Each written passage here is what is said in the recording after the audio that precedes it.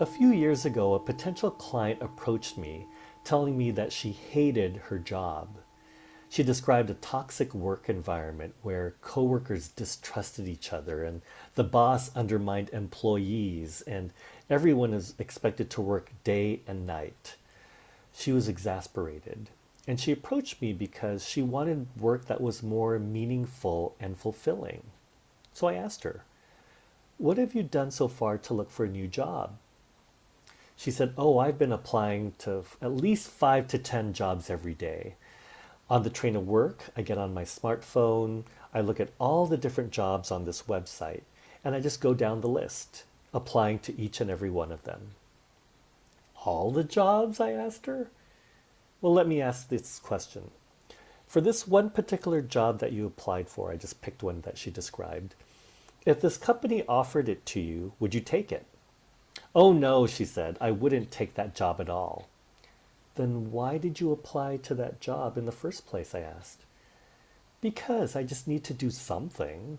I'm so stressed out, and any action is better than taking no action," she cried. Have you ever wanted to change something so bad that you just went into action mode? Her story reminded me of Alice in Wonderland, who was lost and then approached the Cheshire Cat for directions. "Would you tell me, please, which way I ought to go from here?" said Alice. And the Cheshire Cat responded, "Well, that depends on a good deal on where you want to get to." Alice replied, "I don't much care where." The Cheshire Cat responded, "Then it doesn't much matter which way you go."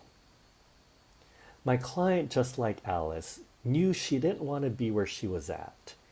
And she also wasn't exactly clear where she wanted to go. Both of them just wanted to get going, to take action for action's sake. Anything felt better than feeling stuck and staying still. I suspected, though, that with a couple questions, my client could get clearer so that her actions would be more aligned with where her heart was really calling her to be.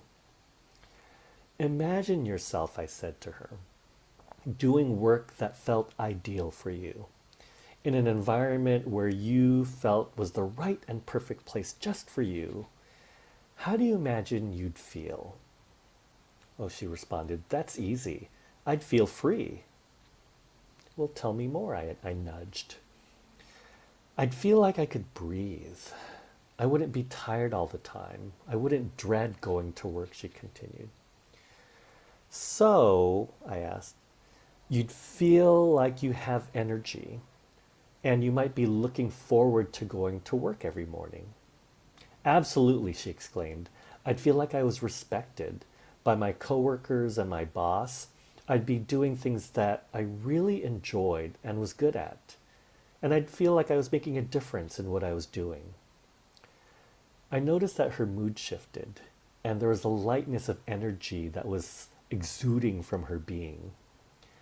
"You seem different than when we first started talking. How are you feeling now?" I wondered. "I'm feeling really good," she said. "I'm feeling more energized and excited about new possibilities." I shared with her then this lesson. This energy of openness and this feeling of possibility, these are pointing to where you're being called. There's that in you that already knows what sparks you, what makes you come alive, and where you're called to be your fuller and more authentic self. This feeling that you're feeling now is like a compass, pointing you in the direction of your next step. As she sat there taking in the words and basking in the feeling, I could sense the wheels turning in her head. "So," she said, "my feeling open and expanded is pointing me to my next step. This also means that if I'm not feeling open and expanded, and if I'm feeling that something's not quite right, then this might not be the direction for me to take?" "Exactly," I responded. Allow some room for your intuition and your feelings to help guide you. And when you feel excited, alive, inspired, then be open to taking action from that place. and discerning which jobs feel more exciting to you. Abraham Hicks shares a spiritual metaphor about a vacuum that's not plugged into the wall. You could push the vacuum all you want around the house, but until it's plugged in, it won't be cleaning up much dirt. The metaphor brings it back to the idea that action for action's sake doesn't always yield the results that you're looking for. But if you take the time to plug in into source energy, to tune into the expansive energy of possibility that's already within you, then you become more focused, more powerful, and clearer on your next steps. So, for you then, where in your own life might you be running around in circles or feeling like you could use some direction, or where you're pushing the vacuum without plugging it in, taking action for action's sake, but not really getting anywhere? Perhaps you could consider first taking a moment to plug in, to tune into the power source that's always available, and to get to a state of being where you welcome the energy of possibility and expansion.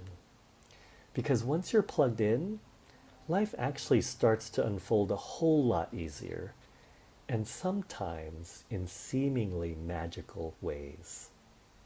And unlike Alice in Wonderland, you'll be guided to your right and perfect next step, or it just might show up.